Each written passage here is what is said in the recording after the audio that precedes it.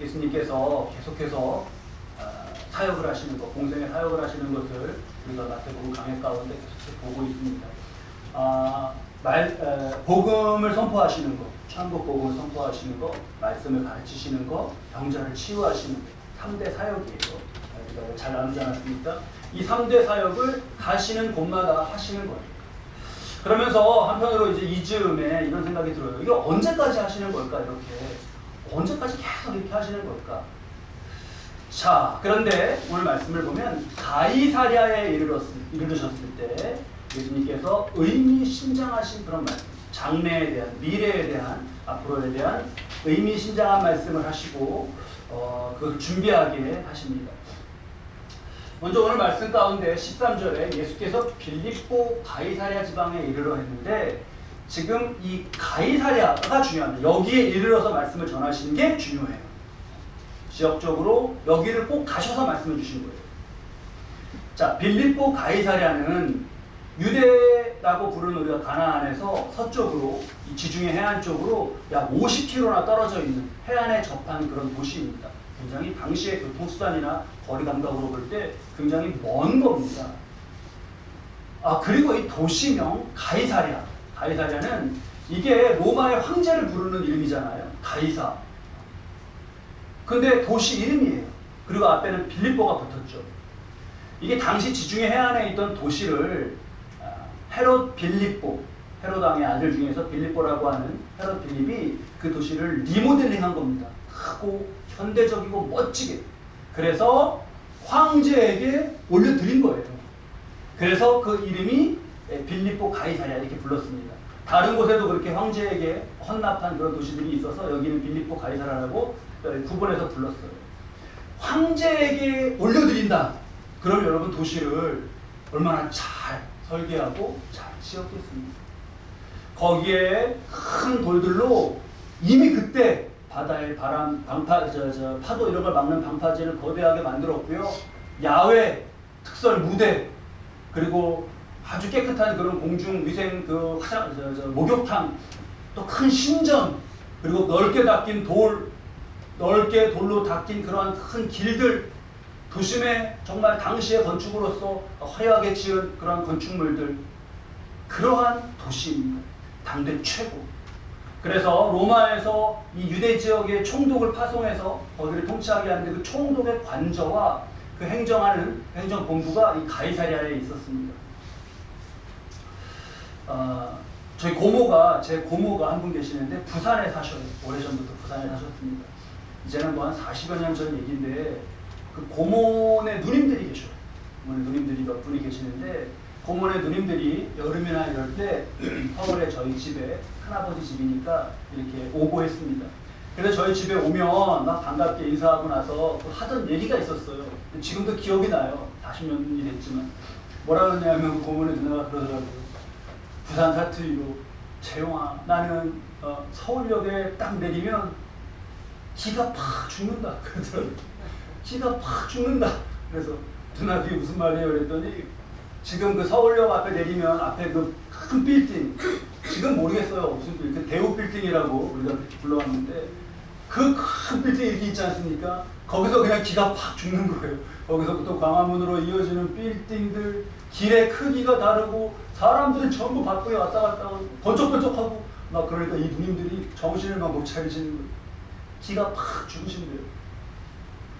지금 제자들이 아마 여기 갈릴리 촌에서 건물이라고는 그냥 집 이렇게 하나 보고 그러던 촌에 있다가 물고기 잡고 이러다가 가이사랴에 가서 눈이 휘둥그레지고 이런 데도 있구나 했을 겁니다.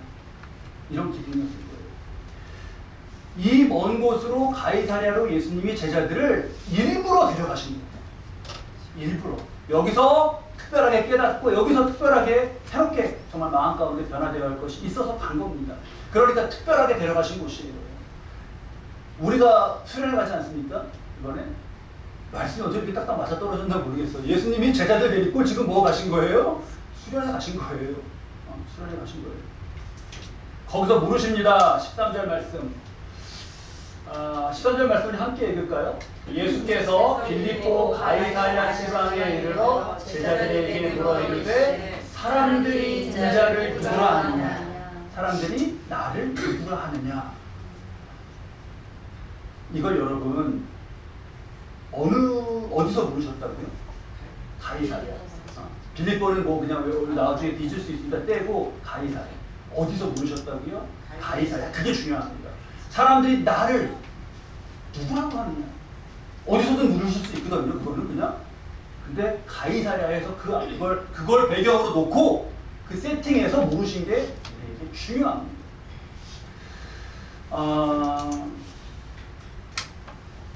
우리 서정 서영이가 같이 예배드리는데 제가 늘 미안한 마음이 있어요. 애기들이 아직 애기인데 어른들과 함께 예배드리고 말씀 또 내용도 듣기 이해하기 힘들 텐데 그래서 우리 교회 지금 주어진 상황 가운데는 함께 예배드려야 돼서 예배드립니다. 자기들 얘기하는 거 하지 말라고 경고를 여러 번 받았는데 오늘만 그냥 한 번만 익스큐즈가 될지 모르겠는데 이게 뭐냐면 제가 너무 이제 설교도 어려워하고 그런 모습도 보이고 하길래 한번 이렇게 아까 설교하는 거를 잘 적으라고 했어요. 이렇게 한번 한 종이 한 장에다가 이렇게 서론, 본론, 변론 이런 식으로 나눠갖고 뭐 분량은 얼마큼 되든가. 그래서 이제 그랬더니 잘 한다고 했을까요? 아닐까요? 잘했어요. 네, 네 잘했어요. 그래서 한다고 했습니다. 물론 잘하면 제가 돈을 주기로 했습니다. 그래서 지금 이제 하고 있는데 뭐를 말씀드리려는 거냐면 우리 또 다 그렇게 집중해서 들으시고 이제 다시 말해주는 거예요. 이 말씀을 어디서 했는지가 중요하다. 그걸 적으면 이따가 받는 상금이 커지는 거예요. 여러분도 다 함께 대답해 보시죠. 어디서 했다고요? 가이사랴에서. 왜 했냐? 가이사랴. 이 화려하고 이 첨단의 이 도시, 이 세팅 가운데 이 질문을 받는 것이 중요합니다. 많은 그 제자들이 지금 눈에 이게 꽉 찼어요. 이게 지금 와 어안이 벙벙하고 이 상태에서 이 질문을 들어야 됩니다. 이 상태에서. 지금 가이사랴는 어떨까요? 지금 가이사랴는 거기.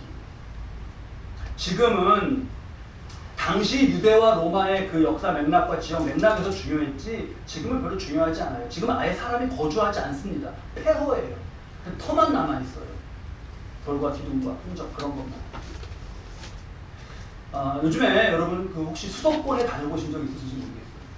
저도 뉴스에서 지방 도시들이 쇠퇴한다 뭐 이런 거 뉴스로만 계속 접하고 그런가 보다 했는데 요 얼마 전에 이렇게 수도권에서 조금만 외곽으로 나가서 이렇게 한 곳이 그런 데 가게 됐는데 놀랬습니다. 활기가요 하나도 없고요. 이렇게 아무런 무슨 건물들에 손을 안 대고 계속 낡아가기 때문에 만들어지는 어떤 그런 모습, 거기서 느껴지는 분위기 막 이런 게 이게 굉장히 심각하구나 하고 아주 묘한 감정이 들었어요. 가이사랴라고 하는 당대 최고의 도시, 최대의 도시에서 번잡한 사람들과 신기한 문물들 속에 물으셨는데 지금 우리가 그때 이렇게 돌아보고 지금을 보면 그런 건 다 사라졌습니다. 지금 그냥 다 폐허예요. 아무것도 없어요. 가이사랴건 그냥 광야건 아니면 조그만 어디 시골의 동네건 이 세상에서 가장 우리에게 중요하고 의미 있는 질문은 뭐냐 하면 예수님은 누구인가요? 이곳은 어떻게 이럴 수 있는가? 이곳은 왜 이래? 이게 아니에요. 우리 눈을 채우고 있는 휘황찬란한 것들 시간이 지나면 다 낡아지고 없어집니다. 변해갑니다.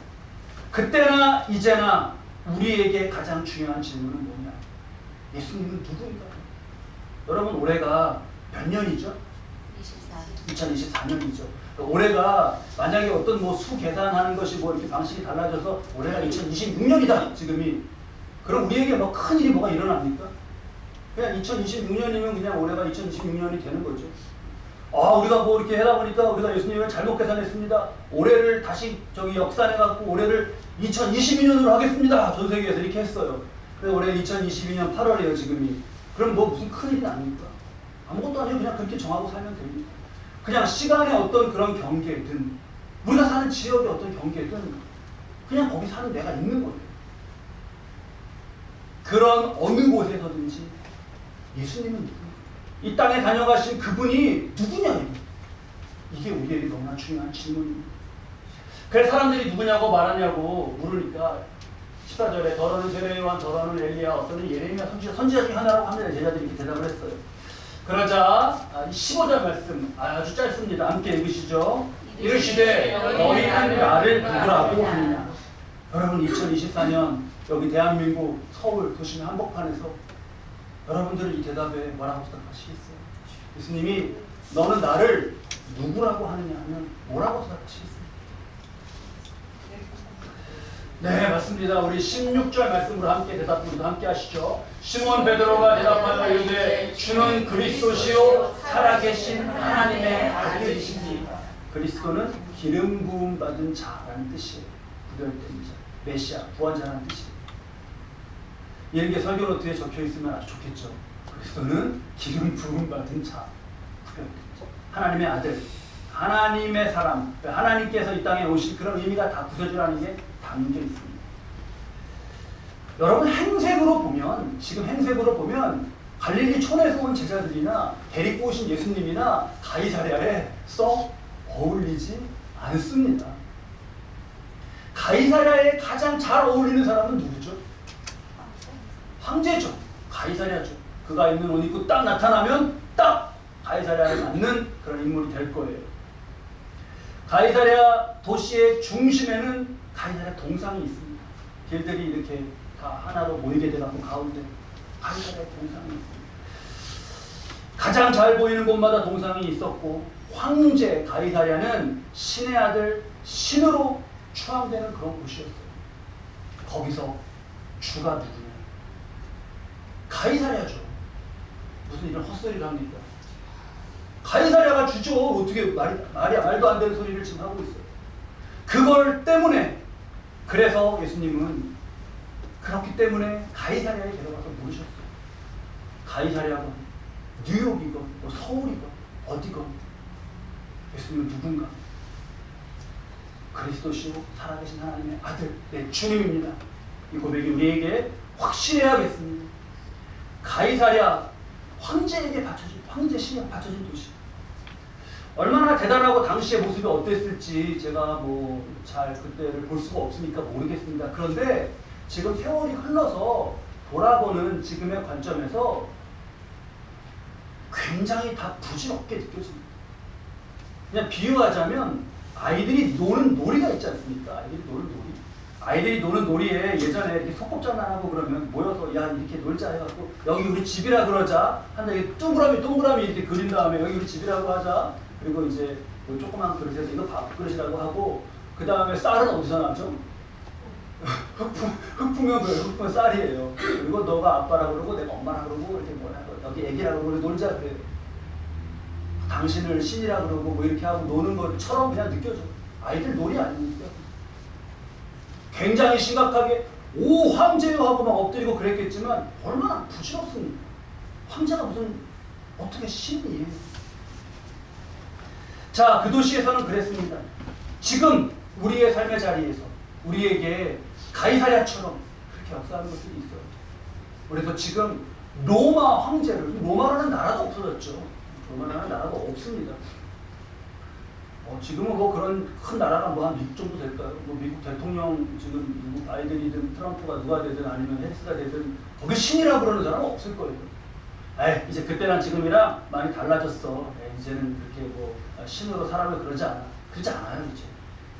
근데 사람에게 그러지 않는 것만 달라졌지 이제 다른 것을 신으로 섬깁니다.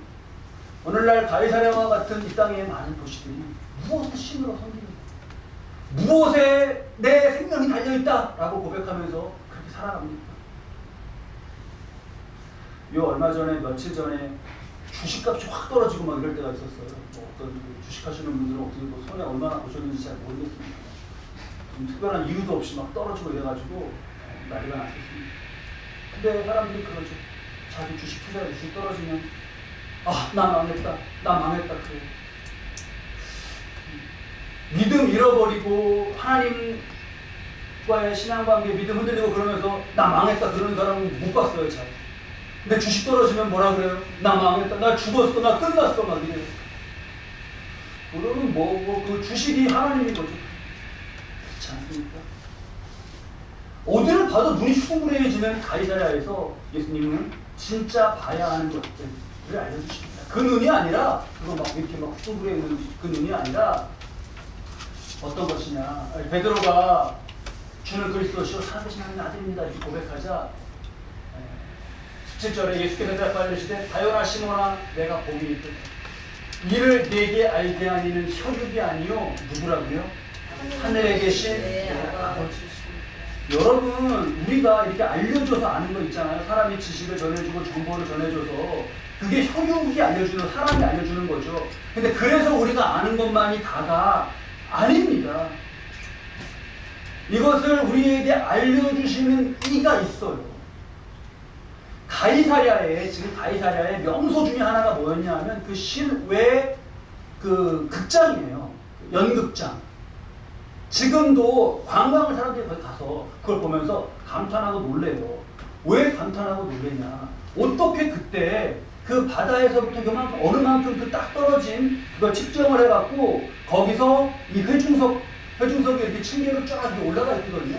그러면 당시 마이크가 없었단 말이에요. 그럼 여기서 배우가 야 이거 내가 어떻게 할까? 그럼 이게 들려야 되잖아요. 저기에 조그만 고백하는 거, 독백하는 거가 야 이거 내가 어떻게 할까? 막 이렇게 말해야 되는 거리인데 근데 야 이거 내가 어떻게 할까? 이렇게 하는데 저기 들렸단 말이에요. 그럼 어떻게 하는 거예요? 바다로부터 그 거리를 다 재고 각도와 바다에서 부는 바람에서 이렇게 해서 이게 파장이 사라지지 않으면서 살아서 쫙 전달되는 첨단 과학을 만든 거예요. 근데 사람의 말은 여기 성대를 울려서 지금 이 공기의 음파를 타고 여러분의 귀에 가서 고막에 닿아서 이렇게 우리가 전달이 되는데요. 그게 아니라 알게 그냥 하시는 이 어떠한 피조된 매개체, 공기든 뭐든 이 여든 그걸 통하지 않고 바로 그냥 우리에게 알게 하시는 성령 하나님의 그 알게 하심이 있습니다. 가장 대표적인 것이 뭐냐? 고린도전서 12장 3절 말씀인데요. 우리 함께 이 말씀 읽을까요? 그러므로 내가 너희에게 알리노니 하나님의 영으로 말하는 자는 누구든지 예수를 저주할 자라 하지 아니하고 또 성령으로 아니하고는 누구든지 예수를 주시라고 할 수 없느니라.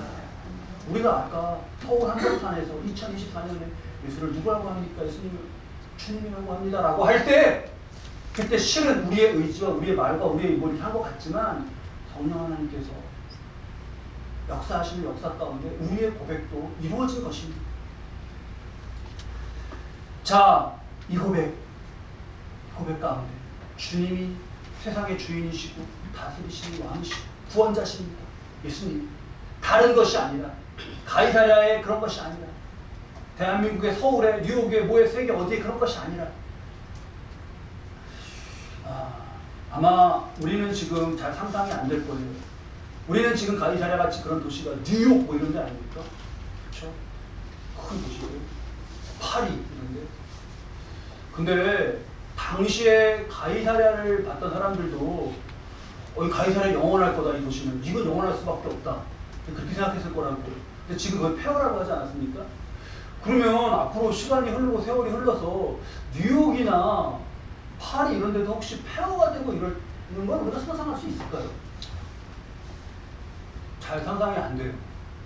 우리 눈을 가득 채우고 있고 그냥 도구가 너무나 대단하고 그 뉴욕 맨하탄의 빌딩 목이 아프던데 근데 안 될 것 같은데 또 지구 온난화나 이런 거 보면 해수면 상승 이런 거 보면 한 몇백 년 후에는 거기 그냥 바다가 돼 있거나 그러지 않을지도 모르겠어요. 우리 몇백 년 후손들은 바닷가에 서갖고 야 저기 바다 끝에 이렇게 올라가 있는 건물 보이지? 저게 옛날에 그런 건물이었어 이렇게. 우리가 가서 원형 경기장 야 여기 대단하다 이렇게 보는 것처럼 우리 후손들은 그렇게 볼지 모르겠어요. 야 저쪽에 짐이 팔인데 저기 봐봐 그 망원경으로 보면서 거기 이렇게 뾰족하게 이렇게 철탑 튀어나오고 있지 위에 그게 뭔 줄 알아? 그게 뭘까요? 에펠탑 꼭대기가 저거야. 막 그러면서 그 관광 코스 되고 장소에서 가서 밑에도 보고 이러는 게 관광 상품 될지 모르겠습니다. 그거는. 자, 그렇게 눈을 가득 채운 것이 아니라 그 주님은 보이지 않는 하나님께서 알려주시는 역사 가운데 무엇을 말씀해 주십니까? 내가 내게 이르노니 너는 베드로라. 내가 이 반석 위에 교회를 세우니 음부의 권세가 이기지 못한다. 이 말씀을 가이사랴에서 해주셨어요. 이 반석 위에 내 교회를 세운다고 하셨습니다. 그래서 이 반석이 뭘 가리키시는 걸까요? 네? 베드로, 피터, 베드로, 페트로스, 이게 이제 반석이기 때문에 베드로 위에 교회를 세우신다. 이제 이렇게 생각하기가 쉬워요, 저 말씀을. 그리고 이제 가톨릭에서 그렇게 많이 얘기를 합니다. 그래서 이제 1대 교황인 가톨릭에서는 베드로가 1대 교황이에요. 지금 교황도 베드로 쭉 이어져서 베드로 위에, 교황 위에 교회가 서 있다. 이렇게 돼서 좀 문제가 되는데 저 말씀을 오해해서 그런 겁니다. 오해. 지금 내가 이 반석 위에 대해 너는 베드로라 할 때 너는 베드로 여기 앞에 이름 베드로 헬라어에는 단어에 여성형 남성형이 있어요. 우리나라 단어에는 그런 게 없죠. 컵 그러면 컵이 여성형인지 남성형인지 그런 게 없죠. 헬라어 단어에는 여성형 남성형이 있습니다. 근데 저기서 너는 베드로라 할 때 그 말은 남성형이에요. 당연히 베드로 남자니까 남자 지칭할 때 남성형이었죠. 근데 이 반석하고 교회를 말씀하실 때 그거는 성이 여성형입니다. 여성형. 그래서 그걸 그렇게 대입시키면 안 돼요. 그러면 목사님 이 반석이라는 게 베드로라는 게 뭐예요? 그거는 주는 그리스도시요 살아계신 하나님의 아들이십니다라는 고백을 말씀하십니다. 그 고백 위에 교회를 세운다는 것입니다. 잘 우리가 교회론을 정립을 잘 해야겠습니다. 그래서 저 교회가 그러한 단어이고 우리말로 교회는 뭐 가르칠 회는 모일회 이러니까 말씀 배우고 모여있는 어떤 것이 그런 곳으로 학교처럼 그렇게 생각하기가 쉬운데 헬라어로는 교회가 조금 어렵습니다만 에클레시아. 혹시 모르셨던 분은 적어놓으시면 좋겠어요. 에클레시아는 뜻이 불러내서 모았다라는 뜻이에요. 교회는 무슨 뜻이냐? 교회는 뭐 우리가 아무렇게나 정의할 모르면 그냥 막 정의할 수 있잖아요. 교회는 예수 믿는 사람들이 모여서 뭐 예배드리고 밥도 먹는 뭐 그런 거 그게 아니라 교회에 예수님이 말씀하신 교회의 뜻은 불러 모았다. 에클레시아. 우리가 어릴 때 저도 어릴 때 점심쯤 먹고 이제 방학 때 쉬고 있으면 밖에서 소리가 들려요. 재영아 놀자. 막 나갑니다. 그래서 같이 부르다니 딴지야 우리도 철수도 부르자. 철수야 노래 불러내잖아요. 그 불러 모였어요 이렇게. 그 불러 모인 것이 교회. 그러면 여러분 여기 우리가 모였잖아요. 우리가 여기 왜 모인 거예요 그러면? 왜 모이게 된 이유가 뭐예요? 예배 드리는데 예배를 드리려는 목적으로 모였는데 여기 올 때는 뭐가 있어갖고 온 거예요? 말씀에 그대로 적용해서 교회라는 정의에 예수님 말씀에 적용해 보면 예수님이 우리를 어떻게 해서 불러서 온 거예요. 집사님 우리 교회 어떻게 오셨어요? 저는요 뭐 지나가다 간판 보고 왔어요. 권사님 어떻게 오셨어요? 집사 어떻게 오셨어요? 저는 저 집사님이랑 친한데요. 나를 데리고 와줬어요. 그러한 다 나름의 그런 저희가 있죠. 근데 그러한 역사를 합력하는 가운데 예수님이 부르신 거예요. 이거는 눈에 보이지 않는 차원이죠. 가이사랴에 많은 건 다 눈에 보이지만 예수님은 눈에 보이지 않는 차원을 말씀해 주셔요. 여러분 예수님이 부르셔서 이 자리에 오신 줄로 믿습니다. 함께 우리가 교회 기쁨주의를 이루는 이유는 당연히 목사님이 잘생겨서 있죠. 그런 마음으로 오신 거 제가 다 알아요. 근데 그런 근본에 뭐가 있다고요? 예수님의 부르심이 있는 거예요. 그래서 우리 교회를 이룬 겁니다. 보이지 않는 차원을 또 계속 말씀하셔요. 내 교회를 여러분 이 반석 위에 어떤 교회를 세운다고요? 내 교회. 누구 교회예요? 예수님의 교회예요.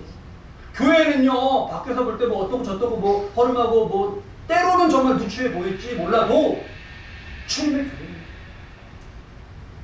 주님의 교회예요. 그리고 음부의 권세가 이기지 못한다고 하죠. 음부의 권세. 음부는 지옥입니다. 지옥을 말합니다. 지옥의 권세, 권세는 힘이에요. 당시 가이사랴가 한마디 하면 누구 죽이고 살리고 뭐 건물 여기다 짓지 말고 여기다 쳐 그러면 거기다 짓고 그렇게 할 수 있는 힘이에요. 지옥의 힘. 그게 지옥의 힘이 이 땅에 미쳐 있는데 그 힘이 교회를 이기지 못한다. 여러분 그 지옥의 권세를 이 땅 위에서 어떤 것이 이길 수 있겠습니까? 못 이겨요. 그래서 삼킵니다, 사람들. 오직 지옥의 권세가 이길 수 없는 것은 뭐 하나예요? 에베소서 1장 23절이에요. 23절에 교회는 그의 몸이 예수님의 몸이에요. 그래서 예수님의 몸이기 때문에 지옥이 사망이 멸망이 삼키지 못합니다. 예수님 주셨다 부활하셨잖아요. 그것도 이 역사 가운데 잘 우리가 이해할 수 있습니다. 제가 미국에서 같이 공부하던 그때 설교학 박사과정 하시던 목사님이 있었어요. 이분이 어느 교회에 한 주간 초청돼서 아주 말씀 전하고 오셨습니다. 그래서 이제 다음날 월요일날 같이 만나서 얘기하다가 목사님 잘 다녀오셨어요? 설교 잘 교인들 은혜 많이 받았나요? 했더니 목사님 웃으시면서 그러시더라고요. 교인들이 많이 놀라신 것 같아. 그러시더라고요. 그래서 아니 어떤 설교를 하셨길래 교인들이 놀라셔요? 그랬더니 목사님이 설교하시고 마치고 이제 교인들하고 같이 테이블에서 장로님들 뭐 이렇게 교회 중심대 직원님들과 식사를 하시는데 한 장로님이 그러시더래요.